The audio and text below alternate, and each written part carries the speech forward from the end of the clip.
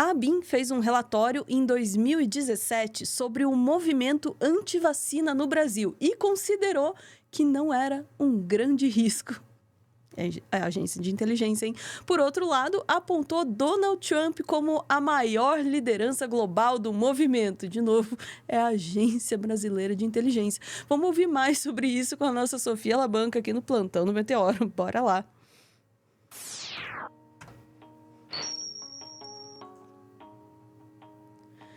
Sofia, eu sei que não é engraçado, mas assim, é a Agência Brasileira de Inteligência. É a agência que conseguiu descobrir o nome de uma das pessoas do Medo e Delírio em Brasília. Eles ainda estão trabalhando nisso. Gente, pra quem não entendeu a piada, é que o pessoal do Medo e Delírio em Brasília, eles falam o nome dos dois responsáveis no começo de todos os episódios. Enfim, isso aí foi um relatório de 2017, Ana, então vamos ser honestos aqui, de antes da pandemia, que foi colocado em sigilo por 5 anos. Daí terminou o sigilo desse relatório em 2022, né? E agora, recentemente, a Folha de São Paulo teve acesso a ele através da Lei de Acesso a Informações. Nesse relatório, Ana, o pessoal da BIM admitiu que em 2017 já existia sim no Brasil um movimento antivacina, mas eles chamaram esse movimento de desarticulado. Então, assim, tipo, meio que minimizando o risco que esse movimento representava. A gente pode ir lá para a reportagem da Folha de São Paulo, assinada pelo Matheus Vargas. Tá aí. A BIM apontou Trump como liderança global antivacina e minimizou o movimento no Brasil. O documento considerou grupos brasileiros desarticulados e disse que o americano recrudesceu teses contra a imunização. A gente pode ir, eu coloquei no roteiro o segundo, mas na verdade é o terceiro parágrafo, que vai dizer ali, ó, tal crescimento pode estar associado ao recrudescimento, falando do crescimento dos movimentos antivacinas no Brasil. Tal crescimento pode estar associado ao recrudescimento internacional do movimento antivacinal. Entretanto, o movimento no Brasil é restrito a relativamente poucos indivíduos e não conta até o momento com o apoio ostensivo de organizações políticas ou personalidades de destaque. Isso em 2017. Vamos lembrar, a gente ainda estava aí no governo Temer.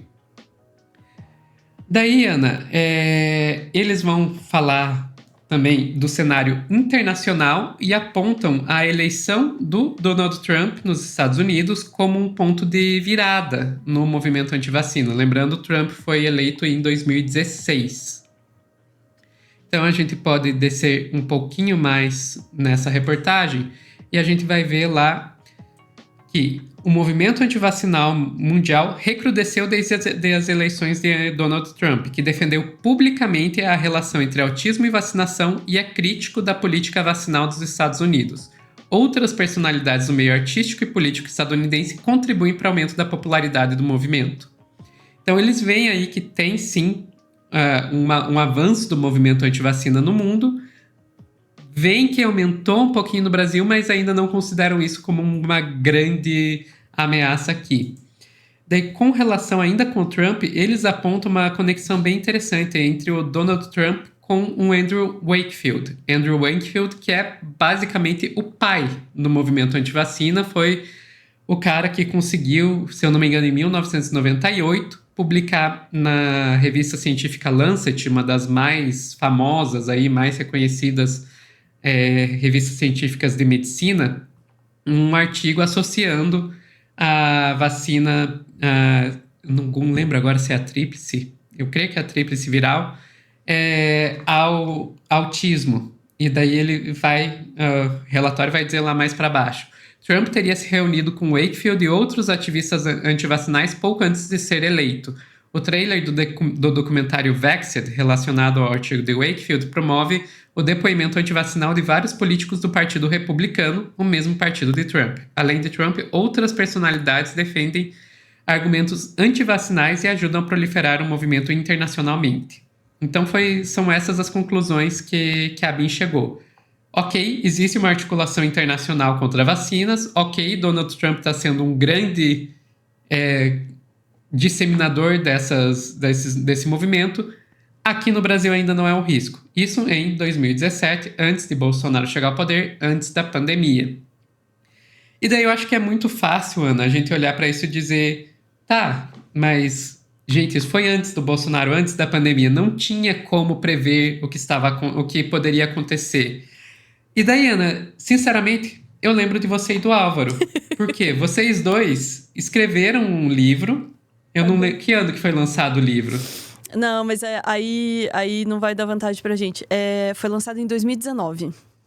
2019. A gente escreveu no começo de 2019. Foi antes da pandemia, mas já estava com o Bolsonaro no poder, ok? Já. Porque eu fico pensando, antes da pandemia, antes de começar todo o movimento antivacina do Bolsonaro, vocês já demonstraram, opa, tá alguma coisa acontecendo aqui. E eu imagino que deve ter tido gente que olhou para vocês e falou, por que vocês estão falando de movimento antivacina no Brasil? Não tem movimento antivacina no Brasil. E vocês tiveram essa sacada de, opa, tá acontecendo alguma coisa. Eu queria saber de você, Ana. O que vocês viram que levou vocês a pensarem no movimento antivacina antes da pandemia? Eu ia pegar o livro para fazer o jabá aqui, mas não achei ele na prateleira. Então...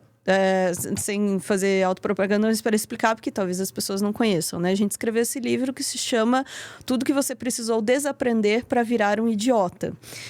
Esse livro, ele trata das teorias conspiratórias que estavam embasando políticas públicas no país. Porque a gente estava no começo de 2019, ali já no começo do governo Bolsonaro, e já vendo a coisa toda degringolar, já vendo toda a polarização política, todo o movimento Abu Bleb na política, né? Tudo isso que estava acontecendo. E aí a gente foi selecionando, sim, o título do livro já indica, né, que é uma relação com as teorias conspiratórias que tem uma base no Olavo de Carvalho, né? Então a gente, infelizmente, teve que ler todo o Olavo de Carvalho. A Sofia é foda, né? A gente teve que ler o Olavo de Carvalho. Foi bem legal. Para selecionar essas teorias, né? E ver quais eram as coisas ali que estavam influenciando as políticas públicas no Brasil. E tem um capítulo ali, eu não lembro o número do capítulo, mas tem um capítulo que é sobre o movimento antivacina. E eu não sei se a Sofia sabe, mas a gente quase tirou esse capítulo. Na última revisão do livro, assim, a gente estava naquela de cortar, o que achava que não era tão relevante assim e tal. E a gente chegou a pensar nisso, assim, falou, não... Não sabia disso. A gente olhou para esse capítulo e falou, movimento antivacina no Brasil, a gente tem um histórico tão forte com vacinação, o Brasil é tão bom de vacinação, tem o Zé Gotinha, sabe, é um exemplo. Mas aí a gente olhou, assim, bem para a situação e falou, não, pera, isso daqui é uma coisa que tá sendo importada dos Estados Unidos. E muitas das teorias conspiratórias que o Olavo apresentava, na verdade, nem original ele era, né? Ele requentava as teorias conspiratórias americanas. E a gente notou que o movimento antivacina estava ganhando espaço aqui, justamente porque, inspirado no Donald Trump, os bolsonaristas, inspirados, né, no Donald Trump, os bolsonaristas estavam importando esse tipo de discurso aqui. Então, já estava começando a pipocar no discurso político brasileiro, já estava começando a cair nível de vacinação, já estava começando a vir esse movimento de vacina faz mal, não sei o que, e tinha no Olavo de Carvalho essa afirmação aí, vacina ou mata ou endoida, né? Então a gente viu que isso poderia vir a ser um perigo para o Brasil. A gente só não sabia o tamanho do perigo que ia ser, porque a pandemia ainda não estava no horizonte, né? Infelizmente, esse se tornou um dos capítulos mais relevantes no livro. Eu gostaria que a gente tivesse errado ao decidir colocar ele no livro. Ficou e foi um dos mais relevantes. E, infelizmente, a gente tá vendo que esse movimento antivacina, ele não acabou com o Bolsonaro, né? O Bolsonaro saiu, a pandemia passou e a gente vê que ainda tá um problema bem grande aqui no Brasil e é muito triste, né? Porque o Brasil tem um histórico... Era uma das coisas que a gente podia se orgulhar aqui no Brasil, era o nosso histórico com a questão da vacinação e... Infelizmente, isso foi destruído com o bolsonarismo. Agora eu estou vendo, e vou terminar aqui a minha fala nesse corte, Ana, já dando spoiler do próximo corte que a gente vai fazer na live, Infelizmente, a gente está vendo uma outra coisa no qual o Brasil era referência que está sendo destruída, que é a questão dos transplantes. Mas fica para o próximo corte. Putz, tem isso também. Eu vou guardar o comentário sobre isso, mas de fato uma associação que a gente fez ali, né, que era a influência do Trump na política brasileira, aí sem querer se gabar, né, da gente, porque a gente tem um ano de vantagem aí dessa, um ano não, quase dois, né, de vantagem dessa, um ano e pouquinho, dessa conclusão da BIM, mas faltou entender isso, né? Que a política americana, ela tem laços muito fortes com a política brasileira e uma influência muito grande na política brasileira. Agora, também, aí resta se questionar se havia um interesse da BIM neste momento, não sei, naquele momento político, Temer, se havia o interesse também de coibir isso, ou a minimização também serve a um projeto político, né? E aí volta aquela Pois pessoa. É burrice ou falta de noção, né? A gente sempre tem que lembrar que a gente fala muito do Bolsonaro, mas muito que o Bolsonaro fez foi continuação do que o Temer começou. Exatamente. Não sei. Aí, se eu falasse qualquer coisa nesse caso, seria pura especulação, mas não sei se não seria o caso aí também. Não dá para dizer especificamente, eu não sei quem que estava, né, conduzindo isso e tal, mas que já estava no ar, né, uma política de desmonte das estruturas públicas, de questionamento da ciência, de abertura para várias coisas ruins. Lembra as bets, né, começaram ali também. Então, assim, já estava num momento, assim, né, de ladeira abaixo. Então, não é de se estranhar também que uma agência brasileira de inteligência vai olhar para o movimento antivacina crescente no país e vai dizer, não, isso aí não dá nada, não.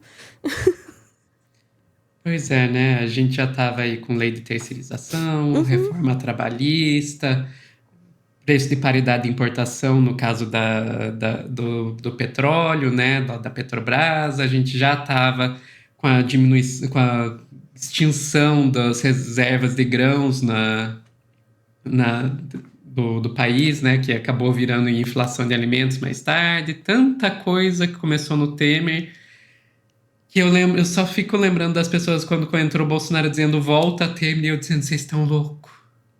Vocês estão Bolsonaro só tá completando o que o Temer começou, gente. E, enfim, vamos parar por aqui, né? Ai, vamos lá. Ficamos por aqui? Ficamos por aqui. Bora lá. Muito obrigada por ver esse vídeo até o final e por sobreviver ao Brasil dos últimos anos, tá? A gente tava junto. Eu sei, eu reconheço, não foi fácil. Se você sobreviveu ao Brasil dos últimos anos, se recompense. Conhecendo a nossa TV Cringe Brasil, nosso segundo canal aqui no YouTube, onde a gente está levando os nossos vídeo ensaios com react, com TV dos anos 90. Um pouco daquele meteoro do passado, sabe? Que podia falar dos assuntos que nos interessavam antes do mundo tá pegando fogo, antes do movimento anti-vacina tá determinando políticas públicas no país. Antes disso tudo, a gente podia falar de história, de ciência, de filosofia, de arte, de cultura e pensar sobre esses assuntos com um pouco mais de tranquilidade. Pois bem, a gente trouxe isso de volta aqui na TV Cringe Brasil. Tá lá, ó. Estamos falando de Jorge Ben, estamos falando, tudo bem, da distopia agropunk também, que não é só flores, também, né? Estamos falando do Batman do Leblon, estamos falando do melhor jogo de Pokémon que foi feito por um brasileiro, estamos falando sobre Lula? Não, pera. Polvos e lulas. E estamos falando também sobre a neurociência por trás das apostas. Fica aí a recomendação. TV Cringe Brasil, se quiser dar uma força lá pra gente. Mas só se você quiser. Beijo, gente. Voltamos em instantes.